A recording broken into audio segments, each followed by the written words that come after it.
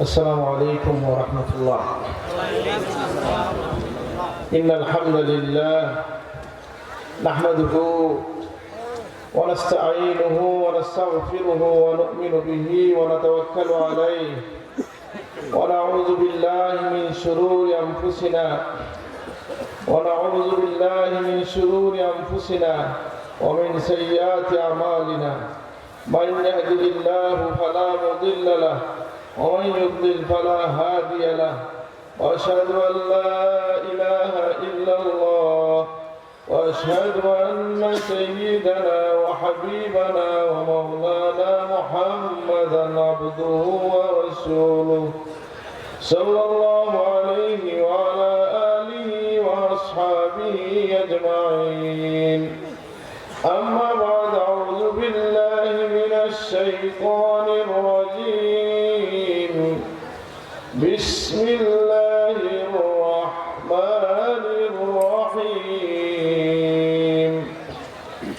قد أفلح من تزكى وذكر اسم ربه فصلى بل تؤثرون الحياة الدنيا والآخرة خير وأبقى. إن هذا لفي الصحف الأولى صحف إبراهيم وموسى. صدق الله العظيم. إن الله وملائكته يصلون على النبي يا أيها الذين آمنوا صلوا عليه وسلموا تسليما. بسم الله الحمد لله الصلاة والسلام عليك يا رسول الله. اللهم صل على سيدنا مولانا محمد وعلى آل سيدنا مولانا محمد. اللهم صل على سيدنا مولانا محمد وعلى آل سيدنا مولانا محمد. उम्मतों में बेनवा मुझसा और कोई नहीं, शर्मसार अपनी दामन में छुपा लेना मुझे। अल्लाहुम्मा सल्ली अला मौलाना मुहम्मद वअला आलि सय्यिदिना मौलाना मुहम्मद। व नबियों में रहमत लक़ब पाने वाला, मुरादे गरीबों की भरलाने वाला। अल्लाहुम्मा सल्ली अला सय्यिदिना मौलाना मुहम्मद वअला आलि सय्यिदिना मौलाना मुहम्मद। আল্লাহ সুবহানাহু ওয়া তাআলা শুকরিয়া আদায় করছি। দেখুন সদর দরবার শরীফের মরহুম হযরত পীর সাহেব কেবলা রাহমাতুল্লাহ আলাইহির 22তম ইশালে ইন্তেকাল বার্ষিকী উপলক্ষে ইশারে সব হিজবুল্লাহ সম্মেলন 2025-এ আমরা হাজির হতে পেরেছি, জন্য আল্লাহর শুকরিয়া আদায় করি। আলহামদুলিল্লাহ। এই দরবারের বর্তমান পীর সাহেব হযরত মাওলানা শাহ আবু সাঈদ মোহাম্মদ নজরুল সাদাত সাহেব এবং পীর সাহেব কেবলা তার মরহুম পীর সাহেবের আওলাদগণ, মুরিদ, মুহিব্বিন, মুতাআল্লিকিন সকলকে মুবারকবাদ জানাচ্ছি এবং আবার আল্লাহর শুকরিয়া আদায় করছি যে আল্লাহ তাআলা এই মুবারক মাহফিলে আমাদেরকে একত্রিত করেছেন। আলহামদুলিল্লাহ। আল্লাহ সুবহানাহু ওয়া তাআলার শুকরিয়া আদায় করি যে আল্লাহ আমাদেরকে শ্রেষ্ঠ সৃষ্টি মানুষ হিসেবে সৃষ্টি করে তার হাবিবের উম্মত হিসেবে কবুল করেছেন। আলহামদুলিল্লাহ, আমরা এই জন্য আল্লাহর শুকরিয়া আদায় করি যে আল্লাহ আমাদেরকে নিরাপদ রেখেছেন, সুস্থ রেখেছেন এবং নিত্যদিনের খোরাকি জুগিয়ে যাচ্ছেন। আলহামদুলিল্লাহ, হাদিস শরীফের মধ্যে এসছে, মান আসবাহা ইয়াওমান আমিনান ফি সিরবিহি মুআফান ফি জাসাদিহি ইনদাহু কুতু ইয়াওমিহি ফাকাআন্নামা হিজাত লাহু দুনিয়া। যদি কোনো মানুষকে এমন একটা সকাল একজন মানুষ উপনীত হয় যে সকালে সে নিরাপদ আছে, অর্থাৎ তার কোনো ভয়ের কারণ নাই, সে সুস্থ আছে, আর ওই দিনের খোরাকি তার কাছে আছে, আল্লাহ যেন তাকে দুনিয়ার সকল নিয়ামত দান করেছে। এজন্য আমরা আবার আল্লাহ শুকরিয়া আদায় করি। আলহামদুলিল্লাহ। প্রথমে আমি বলে রাখি যে আমিও এক মকবুল আল্লাহর ওলির দরবারের প্রতিনিধি হিসাবে আপনাদের এখানে এসেছি। যদিও আমি অনেক ক্ষুদ্র মানুষ, আর এই দরবারের সাথে পরিচয়ের সূত্রটা হইল অত্যন্ত মুবারক। আলহামদুলিল্লাহ, আমাদের এই সূত্রের মাঝখানে আছে কোরআন কারীম। আলহামদুলিল্লাহ, এই দরবারের কিছু সাহেবজাদাগণ পড়তে গেছেন ফুলতলিতে কেরাত, সেখান থেকে যোগাযোগ হয়েছে। সুতরাং ওনারা যখন বলেন, ও আমি আমার শত অযোগ্যতা সত্ত্বেও না করতে পারি না, কিন্তু এটা আমি স্বীকার করে নিচ্ছি, এরকম মাহফিলে বয়ান দেওয়ার যোগ্যতা আমার নাই। আপনাদের প্রয়োজন, অর্থাৎ আপনাদের মনের খোরাক এবং আমার ইলম অনুযায়ী, আল্লাহর দয়া অনুযায়ী যদি আমি আল্লাহ যা তৌফিক দেন দু একটি কথা বলার ইচ্ছাটাকে আল্লাহ তৌফিক দান করুন। আমিন। আমরা যারা এখানে আসছেন এবং আমি সহ সকলেরই একটাই উদ্দেশ্য, মূলত আমরা সকলে দোয়া চাই। দোয়া চাই বর্তমান পীর সাহেব হুজুর, ওনার সাহেবজাদাগণ এবং মরহুম পীর সাহেবের সাহেবজাদাগণ আছেন, এবং রুহানি ফয়েজে আমরা বিশ্বাস করি। আল্লাহর ওলিদের রুহানি ফয়েজ আছে কি নাই, সেটা আমরা বিশ্বাস করি এবং এটা প্রমাণিত সত্য। আহলুস সুন্নাত ওয়াল জামাত এটার উপর বিশ্বাস রাখেন। এমনকি যে কোনো মরহুম মুসলিমের কবরে গিয়ে কেউ যদি সালাম দেয়, সেই মানুষ এই সালাম দেনেওয়ালাকে চিনতে পারে। সুবহানাল্লাহ। আল্লাহর হাবিব ফরমায়েছেন, কেউ যদি কোনো একজন মুমিনের জন্য দোয়া করে, মুমিন মুমিনাতের জন্য যারা দোয়া করবে, সকল মুমিন মুমিনাতের মাথা গুনতি সওয়াব সে লাভ করে। সুবহানাল্লাহ। এই ব্যবস্থা আল্লাহ তাআলা আমাদেরকে রেখে দিয়েছেন। ইসলামের এটা একটা সৌন্দর্য, ইসলামের বিধানের সৌন্দর্য, ইসলাম ধর্মের সৌন্দর্য হচ্ছে এটা যে আমরা কেউ থেকে কেউ জুদা নয়। যারা চলে গেছেন আমরা তাদেরকে স্মরণ করি, তারাও আমাদেরকে দোয়া দিয়ে স্মরণ করেন। আমরা পরবর্তীদের জন্য আমরা দোয়া করে যাই যাতে তারাও আমাদেরকে স্মরণ করেন।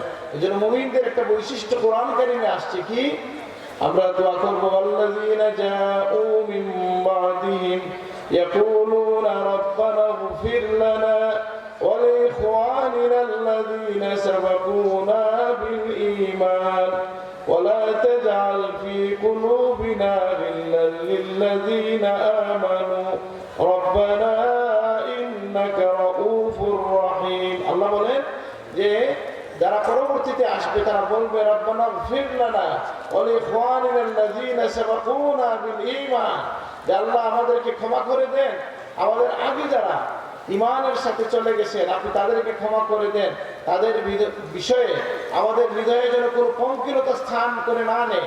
ওয়ালা তাজআল ফী কুলুবিনা গিল্লান লিল্লাযীনা আমানু রব্বানা ইন্নাকা রাউফুর রহিম।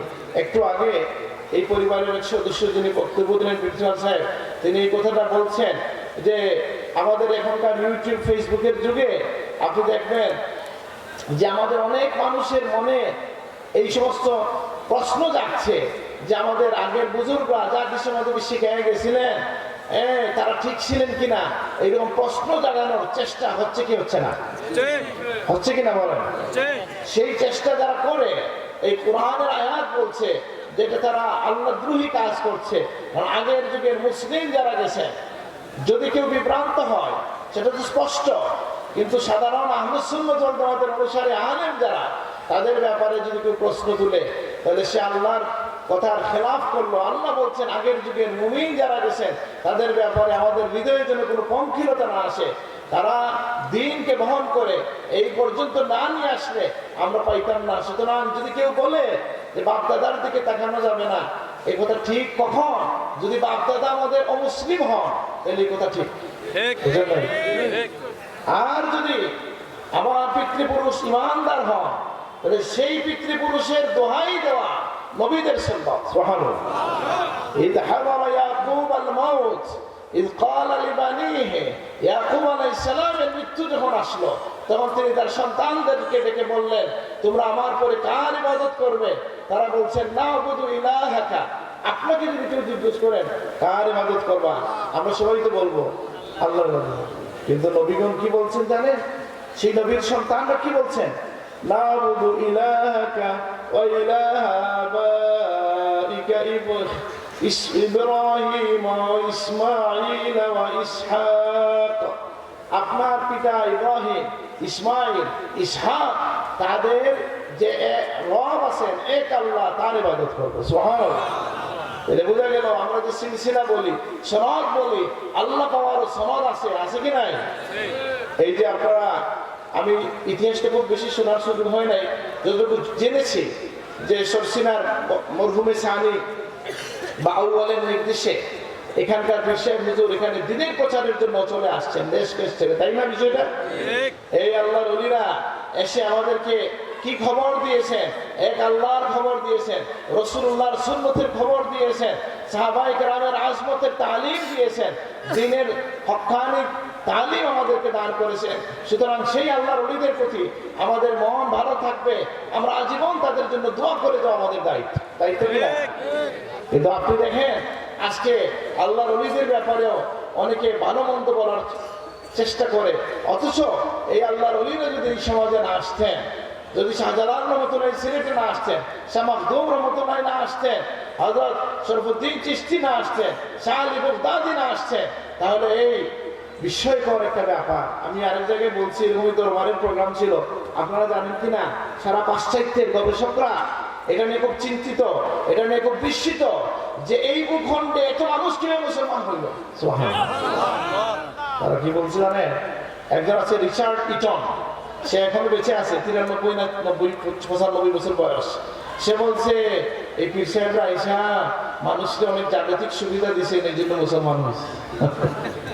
এটা কি জাগতিক সুবিধা বয়া হয়েছে না আল্লাহর প্রেমে হয়েছে? কিভাবে? আল্লাহর হাবিব বলছেন, আমার আল্লাহর ওলি যারা হয় তাদেরকে দেখেই মানুষের আল্লাহর কথা স্মরণ হয়ে যায়। সুবহানাল্লাহ।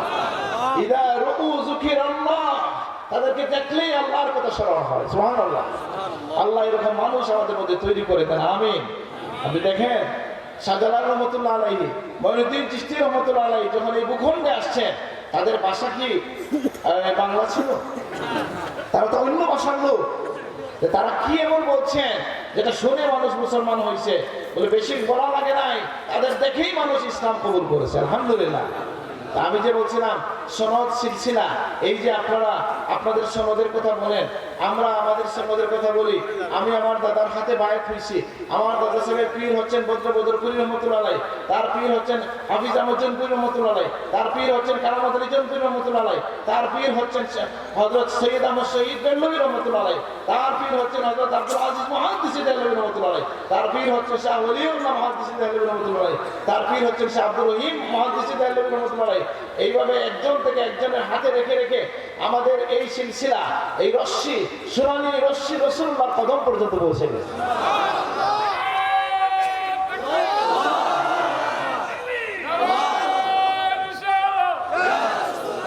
আমরা এই যে সনদের কথা বলছি, এটা শুধু গৌরবের জন্য নয়, শুকরিয়ার জন্য বলি আলহামদুলিল্লাহ। আমরা গৌরব করার, আল্লাহর গোলাম যারা, তাদের গৌরবের কিছু নাই। এখানে সত্যি শুকরিয়া। কি শুকরিয়া? এই আল্লাহর ওলিদেরকে না পাইলে সঠিক দিন আমরা পাইতাম না, আমরা সঠিক আকীদা পাইতাম না, আমরা আল্লাহর রাসূলের সাথে আদব সম্পর্কে জানতাম না। আমার সাথে একজন ভালো বক্তা আসছেন, একটু পরে আসবেন, ওনার নাম হচ্ছে নুরুল ইসলাম তাওহীদ সাহেব। ওনাকে আমি এটা বলছি, আপনাদেরকে বলতেছি, মানে ওনাকে ব্যক্তিগতভাবে বলতেছি, একটা জিনিস লক্ষ্য রাখবেন যে আমাদের সমাজে, এই সমাজে মাইকে বসে রাসূলুল্লাহর সামনে শব্দ চয়নে ভুল করতেছে এরকম লোক আছে কি নাই? এই ভুল কেন হয়? দেখুন, আল্লাহর ওলির রুহানি জিসমানি আওলাদ থেকে ইনশাআল্লাহ এটা হবে না।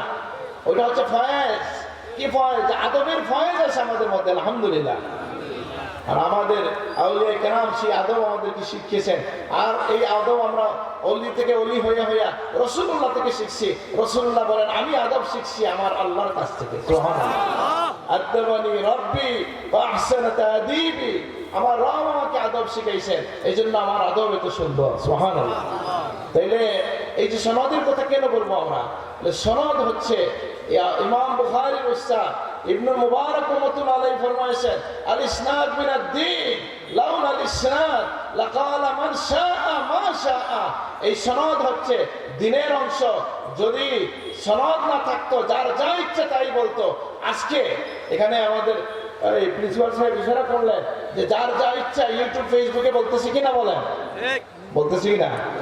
কিন্তু এই পরিবারের এক সন্তান যদি বলেন, পারবেন বলতে? পারবেন না তো। আমার বাবা আছেন, চাচা আছেন, নাকি ওনার দাদা কি বলছেন মুদিয়ানরা দ্বারা, আপনি নয়া কথা কেন বলেন? বুঝেন না কথা? সনদ আপনাকে সেই সাহায্য করে।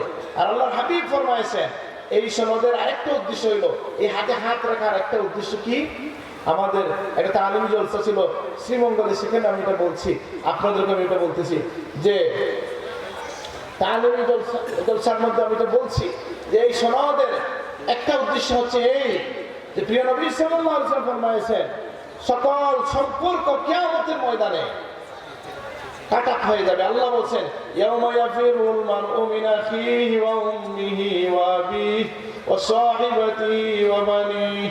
সকল মানুষ তার সন্তান থেকে, পিতামাতা থেকে, ভাই বেরাদর থেকে, সব থেকে পলাবে কিয়ামতের দিন।